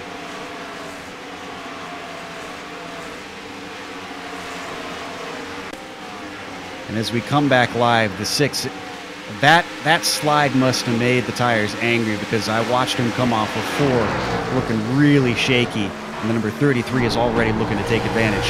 Yeah, and he didn't put him back into a heap of trouble there, not in a position that he wants to be shaky. He was really high there coming off of 4 that time. And that was where he's getting into the wall there for a second. He's able to pull it down. But still, definitely needs a few laps to just calm driving to be able to get those tires back under him. And he's not really had a good chance to calm down because not at all. Cars keep streaming by him. Be nice if you have some track to yourself. I think now he's finally got it. He's pulling away from the 33. Yeah, if we go up ahead just a little bit, go up to Scott Crump here and Adam Sweet. Scott Crump just made a great save, I shouldn't say save, almost a pass. I think he was actually defending that position, but he took it back from Adam Sweet on the outside. That's the first real true I don't think we need to go back to it, but that was the first true outside move I've really seen in this race. Yep, that moves Scott Crump into 8th position, having started this race in 9th. A bit loose on the backstretch, though. Let's see, we restarted, I believe it was lap 78, so we're getting a little late in the run now. And what's the track doing? We haven't looked at that in a while. Well, it really seems like now the front straightaway is getting a lot of sun, and that was interesting there just a minute ago, watching Scott Crump, and what that's going to do is that's going to heat the track up. It's going to be a little slicker out there now too. Is really, I think, most of the track now getting extra sun. Track temperature now up to 81 degrees. It had fallen just a few degrees with some of the clouds, but now up to an average 81. Down to the inside, here comes Adam Sweet. Number 80 is seeing if he could swing the momentum on that low side, and he just about does. He certainly doesn't lose any ground. That is looking like a beautiful pass, and down into 1 and 2. Can he get the job done? Not quite. The 11 fights back, running high. Oh, the 80 now is the one getting loose. Pinch in the corner. Hey, don't leave this great battle, but just so you know, Casey Kerwin is lost ground to Patrick Mallett. There's only 2 tenths separating now. We're going to need to keep an eye up front. Don't leave this battle right now. Yeah, if that gets side by side, we will definitely jump up to the lead. In the meantime, this is fantastic side by side racing that we've got between the number 80 and the number 11. And don't forget the number 94 behind them. That's Jeff Addison. Ooh, he might finally have a go because the 11 lost out on that battle as the 94 has to steer back down coming off the corner. He almost runs into the side of Scott Crump. And Sibery, after his great run here today, is making his way down pit road, and I don't think this is a scheduled stop here, Joe. I'm wondering if his temperatures are starting to go up after that front end contact a little while ago. Oh, wow. Did you see the 11 there? I think he wanted to turn in and then suddenly discovered the 94 was still there, and the 94 washes up high. That's going to swing things back to Scott Crump. Behind them, they've got Mark Herzog coming with a head of steam, but he runs out of straightaway as they now hit turn 1. The 11 now on the low side. Can't quite get the run off the corner, but the 57 can. Here comes the Alliance driver of Mark Herzog. Backs out of it down into 3 and 4. He'll stay in P11 for now. Oh, and he'll definitely stay in 11th as he brushes the wall. Guys, Patrick Mallett's there, right under the rear wing right now. He was taking a good solid peak going into turn 1. He fell back into single file, but he's taking a different line now here going through 3 and 4. And don't forget, you've got Blade Witt right there as well. Why don't we throw another wrench in the gears with Blade Witt there, because he's only 3 tenths back. So if they do start fighting, I think it's a good point that you bring him up, because and actually he just caught, look at all the ground that he gained through 1 and 2. I think the number 7 is going to make this a 3-way fight in shorter time than we imagined. I just wonder if the question is Casey Kerwin's car going away faster? Did the other guys figure something out here? Oh, big loose moment from Patrick Mallett there coming off 4. He's going to fall off of Casey Kerwin just a little bit. And that actually slows Blade Witt up as well. That might calm this fight here going down here for just a little bit. But one thing, too, also, Joe, I want to point out is while Casey Kerwin seems like he's been slowing up a little bit, we've got guys back here like Cody Griffin, Ryan Hartz, and also Todd Hendrick going back to 6th position that seem like they are gaining on your leaders as well. This is very well coming to the end of the run. It can get very exciting. Yeah, I wonder if we're going to see pit stops soon. Last time we didn't get green flag stops, but it was getting awful late, 30-some laps in, which is what we're getting to about now. So who's going to be the first taker for an official stop? I see Tom Omit in, and I'm not sure why. You know, actually, Tom was the one that got hit in the back and had to catch that slide. So I wonder if his tires are more worn out than those around him, and hence why he is in earlier. And we've already seen Sibri come in as well too. So maybe these are early takers. Maybe these guys are just trying to find something here to carry them through. Maybe some strategy trying to play out. Yeah, and it is less than 30 laps to the end, so that would split it out evenly, especially if it stays green. So I think this might be a good call on these drivers' part, if they don't get caught out by a yellow, though. Yeah, they're going to have to let things play out, because otherwise you really just don't gain enough over the course of a run to really gain a lot of ground by early pitting. I mean, the fall off here hasn't been it's sharp initially, but once you get past the first 5 or 6 laps, it falls off very gracefully. Just to give you an idea what I mean by that, the first green flag lap of this run for Casey Kerwin was 29.008, and then within 5 laps, he's already down a half second, but then it took another like 20 laps to fall off that next half second. Oh my goodness, he's right on board with Hartz. Cody Griffin is all over the back of him. You could see both of them trying to collect the car out of turn 4. Oh, and he almost gets into the back of him there. Nearly made contact. The number 3 is in a hurry to get somewhere, but the road is blocked.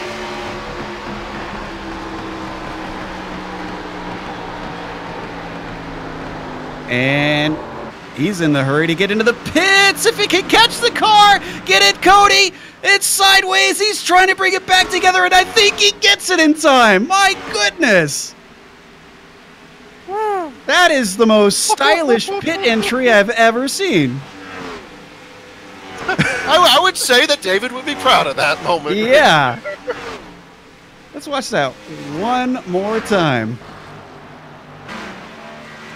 I think he even got it down to the pit speed limit in time for the cones as he caught the car. Look at that. Well, he won't need those tires anymore, so... And while that was happening, Patrick Mallet is coming, so as Ryan Hertz. Our leader, Casey Kerwin, still turning laps. Now we're seeing front runners coming on in. I think with as close as they were, that now Casey Kerwin has to come in this lap, because that would be in that area where they could leapfrog him if he's not careful here, but he's going to go around another time. This is Patrick Mallet, who was fighting for second. Oh, and the other flag's up! Accident. Casey Kerwin, he got into Patrick Bayer. Something happened to Patrick. Was Patrick trying to exit the pits?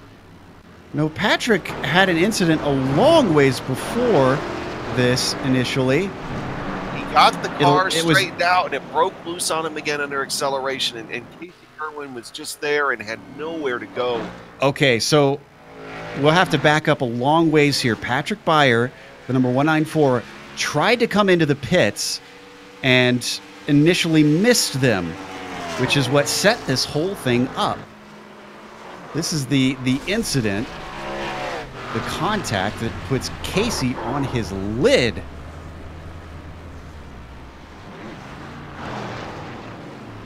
Wow, what a turn of events. Well, Casey's been the more dominant car this whole race. He was caught, but this kind of turned things all loosey-goosey, because now we really haven't seen anybody who's solidly second. That's been swapped around multiple times. Casey taking a bit of a unique way back to the pit lane there in the replay. I was just following along with them, and the next thing I know, just heard that aluminum crunch and on his lid. A terrible, terrible break for Casey Kerwin, who's running a whale of a race. Aluminum crunch sounds like a very unpleasant cereal to eat. So, as why would you even think that? Don't ask how my mind works. Lap 112, we're seeing the last of the cars who did not pit coming in.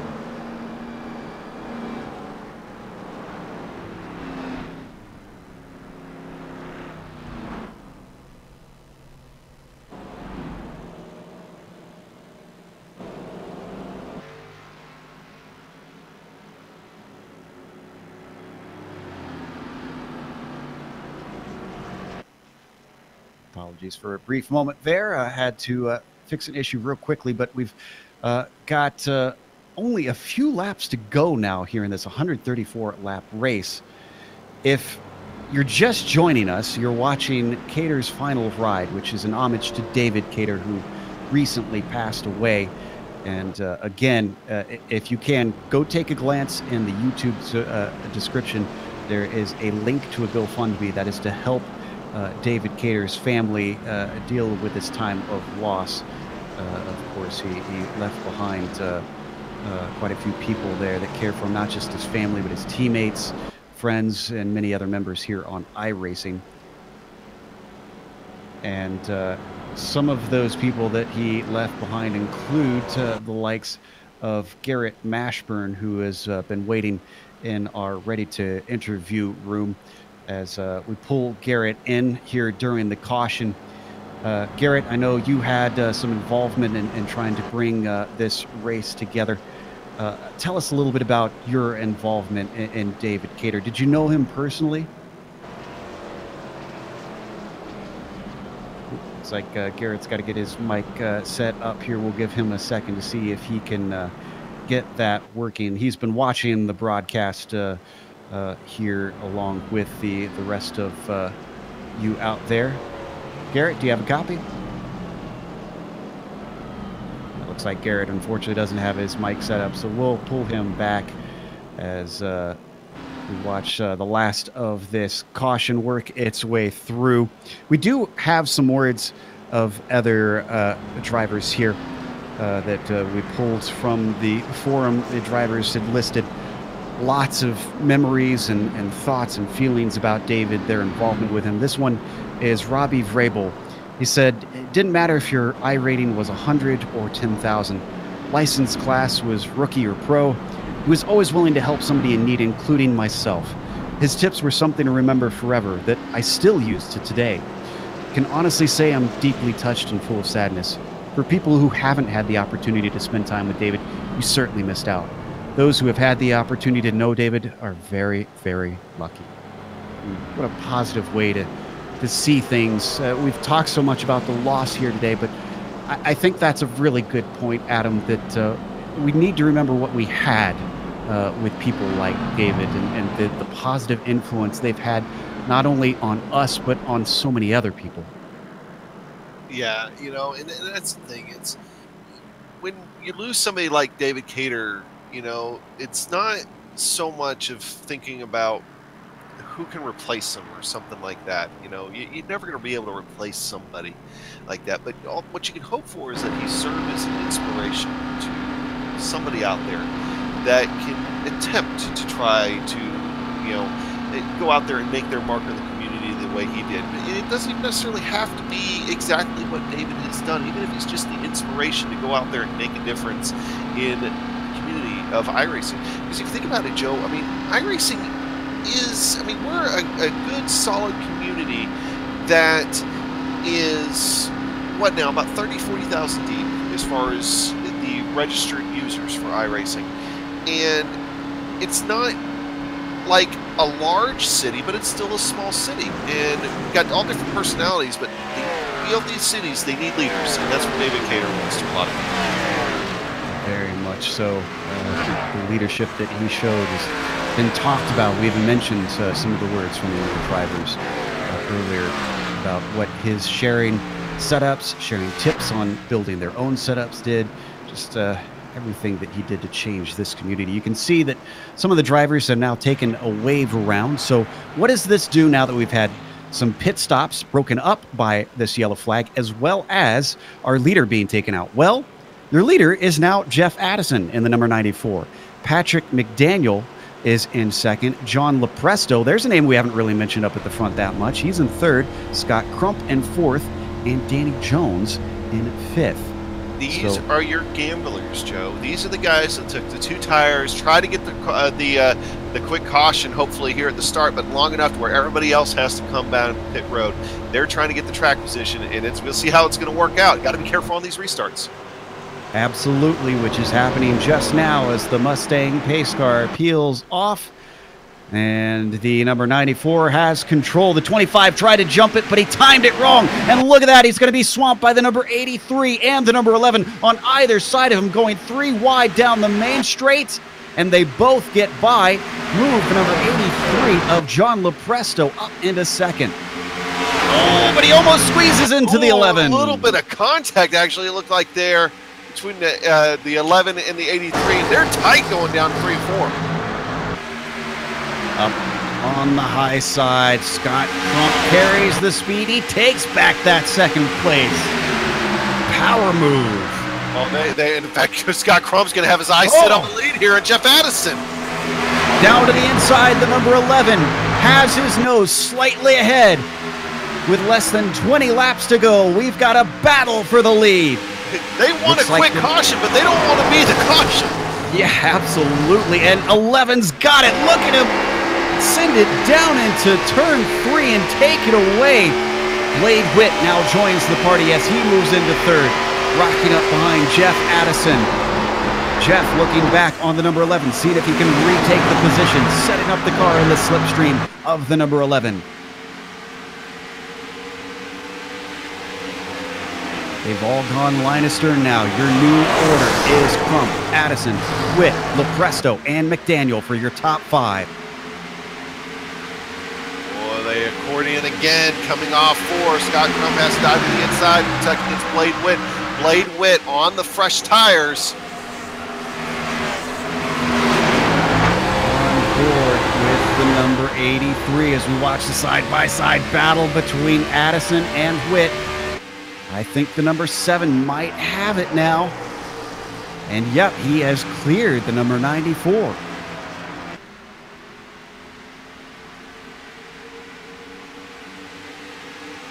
And it's going to take a lot for Crump to hold off Blade Witt here. Yeah, he charged up through there very, very quickly. And Witt, we know he's a fast driver. He's been challenging for that top spot for a number of laps here in the second half of the race. He's going to do it again. He looks to the inside, down into turn 3. The number 7, hoping that he could find the grip on that low side with that recent caution to let the track cool down once again. But as they exit the corner, it is a drag race down to 1, low side to Blade Witt, high side to Scott Crump.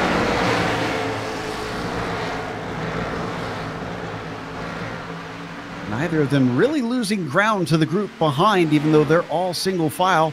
The 83 does get a decent run. Maybe just waiting patiently to see what these two do before he gets involved in this mess. Crump's doing his best to try to hold Blade Witt down because he knows as soon as Blade Witt clears him, he's probably going to be off to the races. And no, he just can't quite clear him just yet, going into 1 and 2. What a magnificent job by Crump. As they come off the corner, the 7 maybe tries to cover him off, but no, the 11 is going to cross over on him. See if he can take the low side away from him. He does get a nose in. He's given room down at the apex by the number 7 of Witt. As they come off the corner, the roles have switched. Now Blade has to hold the high side.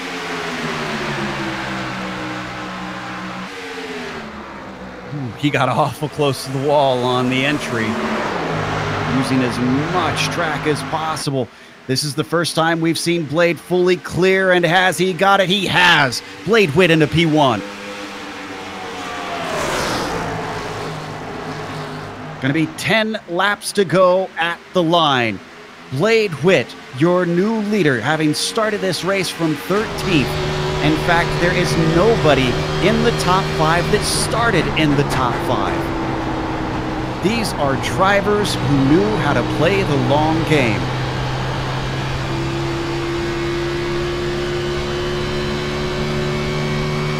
Looking back from our leader, Blade Witt, on the number 11 of Scott Crump.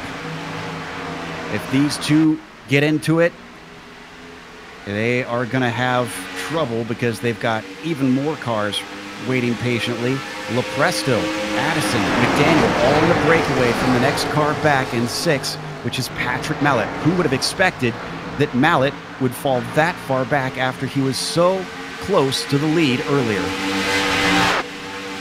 I'm surprised he actually hasn't gained on those guys that much. The 2 tires versus 4 tires there.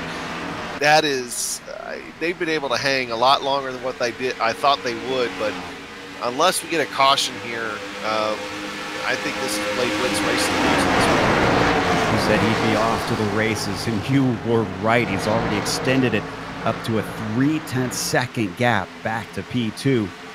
And in fact, I think Crump is less worried about the win now and more worried about staying on the podium, because Lopresto, ever since Crump got passed, has really been pressuring that number 11 car.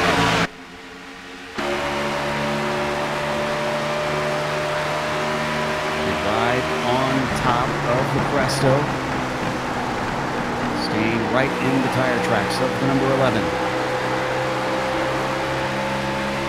Laps are running out. Now Scott Crump looks like he's gathered himself together. Whatever was shaking him before has been left by the wayside. Behind them, though, we got a battle happening. You can see on screen Mallet is being hunted by Ryan Hartz. And of course, those guys both now starting to run up the tail of that pack, almost to the back bumper of Patrick McDaniel. Indeed, as now that Crump has started to pull away, it's a three-car fight for third. That's Lopresto, Addison, and McDaniel. Looking like a five-car fight, depending on what the 19 still got underneath them. Side by side for third now. Lopresto up high, Addison down low, seeing if he could take the podium.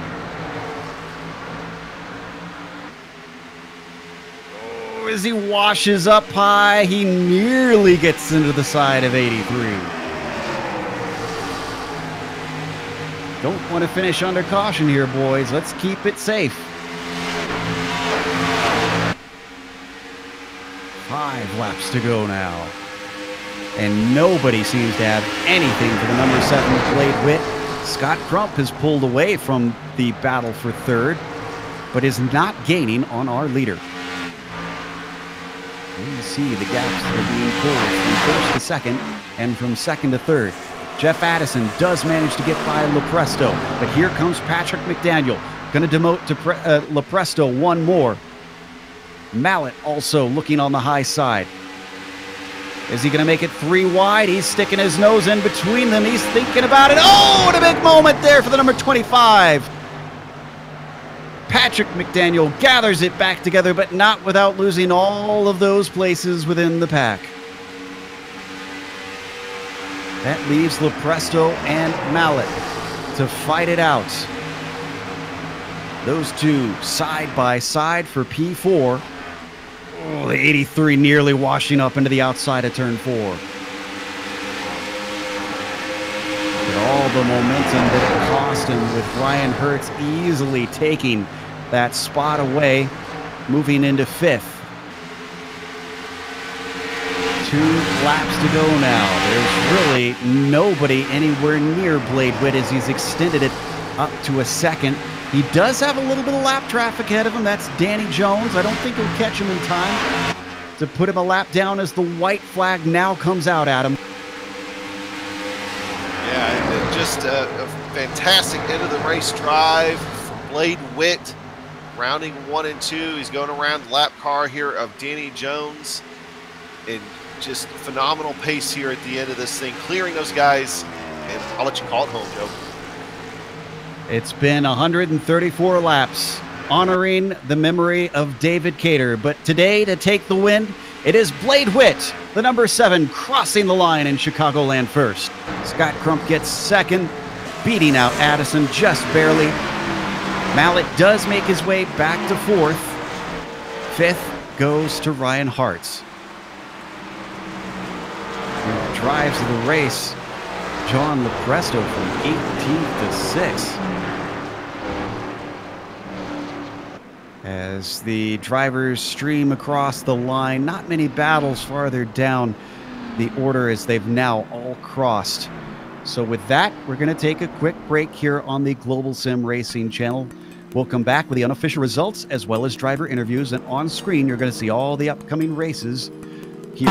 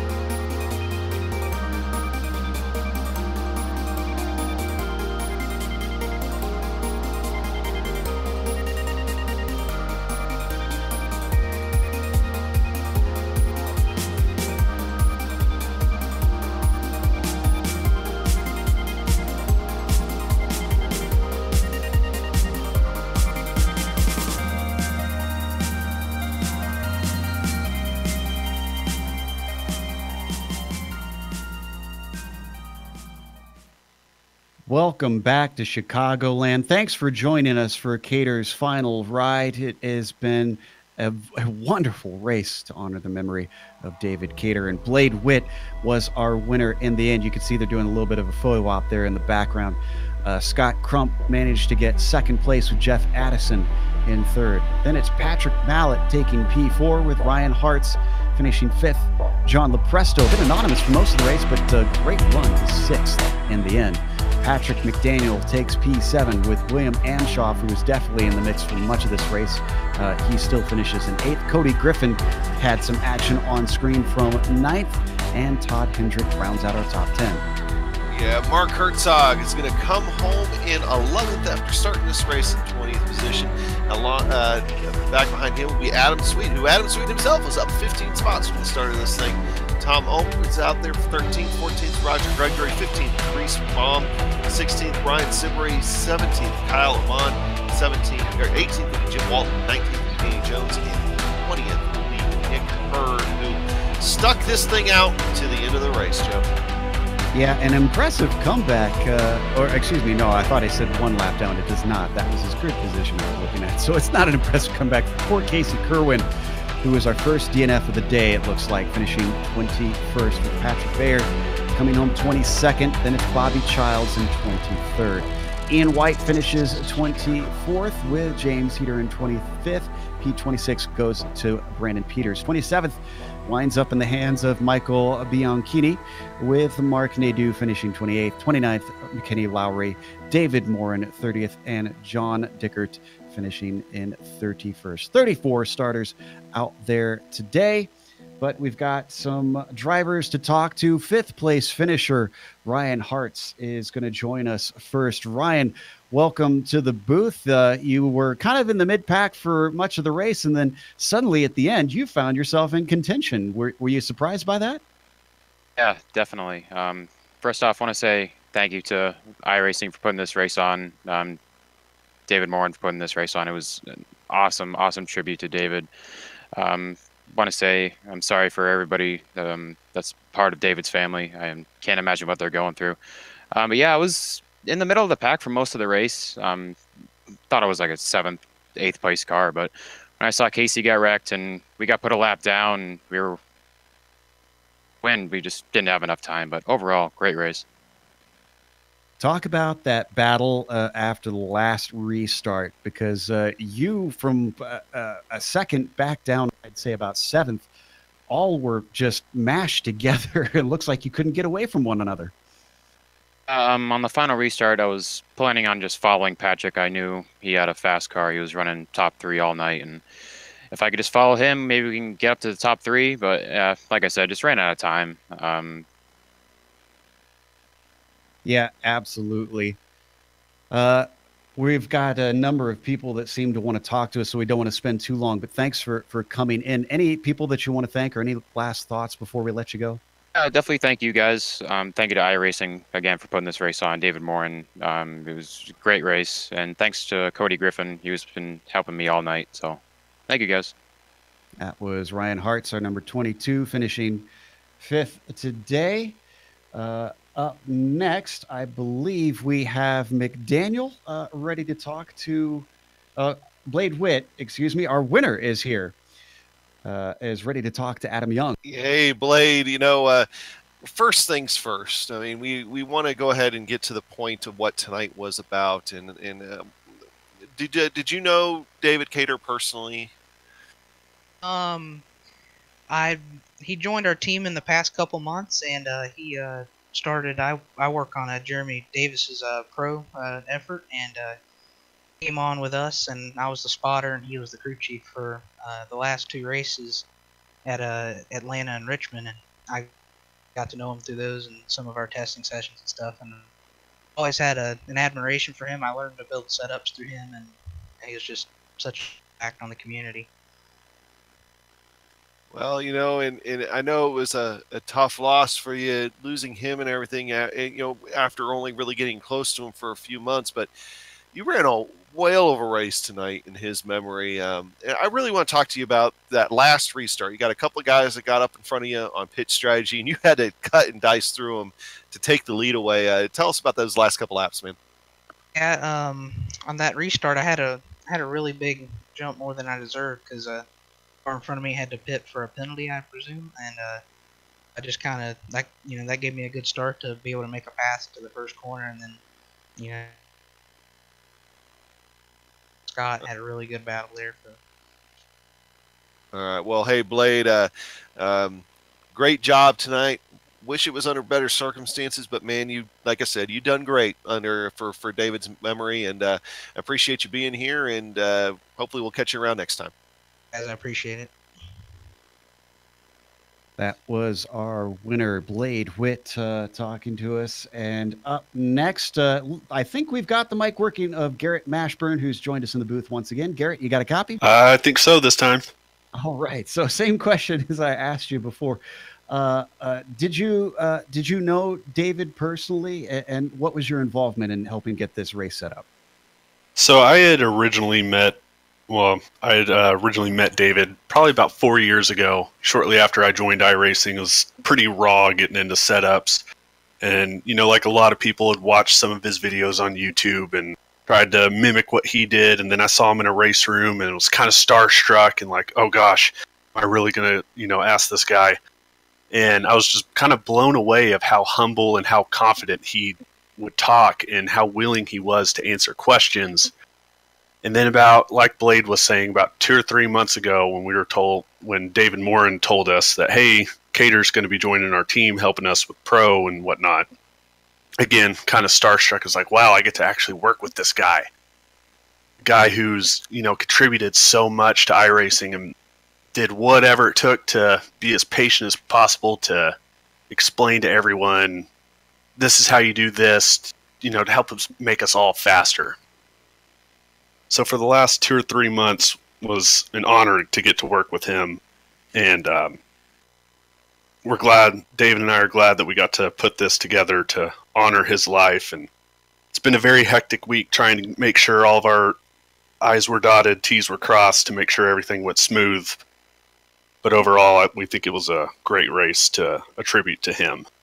Oh, we had a joy calling it up here. We thought it was a fantastic race, and I think a really big thank you needs to go to yourself and David Morin for all that you did. Like you said, rushing to get this set up so quickly, and I think you guys did a phenomenal job organizing this, and all the drivers were super respectful out there today. Is there anybody else you'd like to thank or shout out before we let you go? We've got a few more drivers we want to talk to. Definitely James Heater. He was definitely a backbone in helping put all this together, as was Eric Smith. Everyone on low line was instrumental in helping keeping us calm, making sure we were making the right steps to make this as great as we possibly could. And to Cater for doing most of the legwork and making the setup. Yeah, even in his passing, he helped with the race, and God, that's got to feel special for all the drivers. That was Garrett Mashburn, one of his teammates. And up next, we have Scott Crump, second place finisher, just Shy Adams talking to him. Yeah, Scott. Hey, once again, of course, we're all here tonight for David Cater. Do you have a memory or something to share about David? Yeah, well, it was a good race tonight. See, David Cater, he joined our team a few months ago, and he was just a pleasure to work with. Helped out a whole lot. We were working together here at Chicagoland, so kind of meant a lot to me to race for him. So his last few laps, I just drove it as hard as I could, try and get a win. But my teammate Blade there won for low line racing, so we got one too. So ultimately, it all worked out there in the end, and it was a pretty exciting race to call. I mean, I think you guys put on a really good show with for David's memory here tonight and everything, and it got pretty intense there right in the last stage of that race, last 20 laps. How did that feel from the driver's seat? was definitely enjoyable. I mean, I restarted fourth there, got a good jump on the start, took it 3 wide into turn 1, and then coming out of 2, still had a pretty good run. And then I made a pass for the lead on the front stretch. But I got in the wall early on, got some damage, so it was slowing me down a little bit, and Blade was able to catch me and pass me for the win. All right. Well, hey, Scott, appreciate you stopping by, and we'll catch you around next time. All right, appreciate it. Thank you. Up next, we have Cody Griffin waiting to talk to us. He finished 9th out there today, having started 11th. So a couple position gains. But Cody, the thing for me was watching early on in the race. You seem to really be moving forward. Yeah, we had a good race going. Had a really fast Chevy Z01. Just seemed like towards the latter part of the race, the track started to grip up a little bit, and it was a little bit harder to find grip around the racetrack. But we definitely come up through the field pretty quick, I felt like, and saw an all great event. Absolutely. And we've been asking a lot of the drivers if they have any personal memories or thoughts on David Cater. Was there anything about your time having an experience with him? Yeah, actually, back when I first got on the service back in 2013, 2014, I come up through the ranks pretty quick, and I had an iRating where I was making top split in trucks and all that stuff. So here I was 14 or 15 years old, and you know, everybody's talking about setups, and I seen this guy, his name was David Cater, and I keyed up on the mic, you know, with my 14-year-old squeaker voice, and asked for some help, and David helped me, you know. So it just kind of shows what kind of guy he was. We all loved him on the sim. We're really gonna miss him. It's funny, we were in the practice room practicing for tonight, and somebody said, wow, I made top split, but some people didn't get to qualify, and somebody said, well, that's because somebody didn't qualify.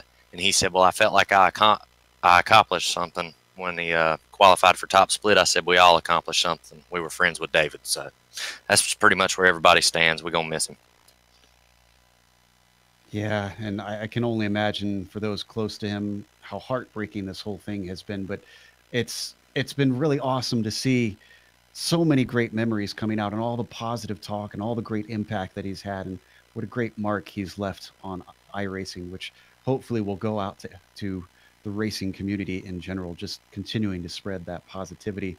Again, a great race out there, Cody. Thanks for coming and talking to us, and hopefully we'll see you again here on GSRC.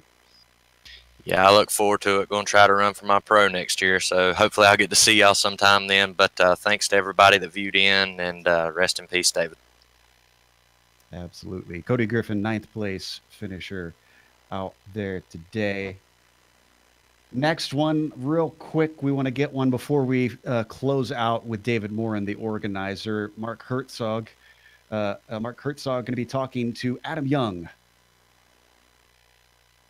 Yeah, we go ahead and got Mark Herzog in here for today. And Mark, hey, great to see you out there, man, representing Alliance. And, you know, I don't know, did you know David personally, David Cater?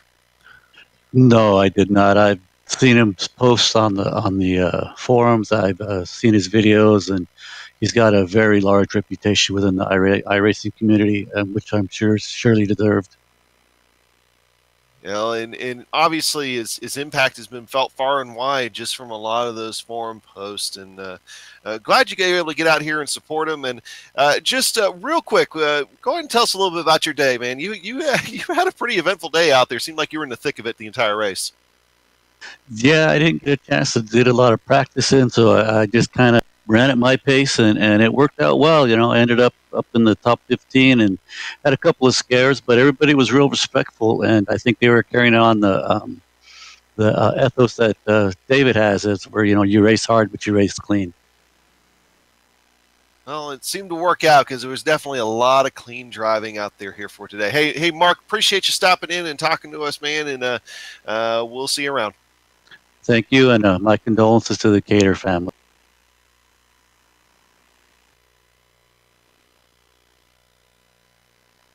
And we wanted to talk to David Morin, but unfortunately found out he does not have a mic working right now, which is unfortunate. We'll have him on the screen at the least. He did type out a message that he wanted me to share with everybody. He says, I just want to thank everyone involved. We can organize all we want, but it doesn't happen without the participants. And he says, I have to do one more final count, but we've raised over $800 for his family. And he wanted everybody to know that over $800. That is fantastic. I'm sure that will mean a whole lot to them as well as this broadcast itself. And honestly, on a personal note from here at GSRC, we wanted to do this because of the impact that we saw that he had on the community. So we wanted to do what we could to kind of help his family in their process of mourning by having this positive experience here with the broadcast. So with that, we are going to close here today and wrap things up. We again want to thank David Moore and all the drivers out there today, everybody who contributed to making this race happen, as well as everybody that contributed to the GoFundMe. You can still go and do that now if you want. Again, if you go down into the description of this YouTube video, there is a link to the GoFundMe. You can go there and donate for a little while more. And help the Cater family out. Also, make sure and subscribe to the iRacing Esports Network. They help bring this to life and bring this to a lot more viewers. We give a huge thank you to iRacing for doing that. Again, this was last second, and they did a wonderful deed by making sure as many eyeballs as possible got to see this race. Thanks to the companies that provide the software and hardware for our broadcast listed here on your screen. And additional thanks go to Eric Ekholm and Julian Lawn, who provide our wonderful music. See the screen for how to get a hold of more of their great work. Thanks to the team today, Adam, Sean, and Dougie. If you'd like to find out more about GSRC, including upcoming races, you can find it at globalsimracingchannel.com. You can also check us out on social media. We're on Twitter at GSR Channel, Facebook at Global Sim Racing Channel, and Instagram at GSRC_Graham. If you head on over to GSRC's YouTube page, there's a big red button there as well. If you're not subscribed, you'll see it at least. If you are subscribed, it'll be great. But make sure and hit that, and you won't miss a moment here on the GSRC. We have upcoming races for other series listed on the screen, so excuse me, we don't have other series listed on the screen, so don't mark those down on your calendar. We do have another race going on GSRC right now, which is the Lionheart race, and that is also on the iRacing Esports Network. So make sure and jump over to go watch the finale over there, being hosted by Brian Yazik and Richie Hearn. However, until next time, race clean, race hard, and we'll see you on the track.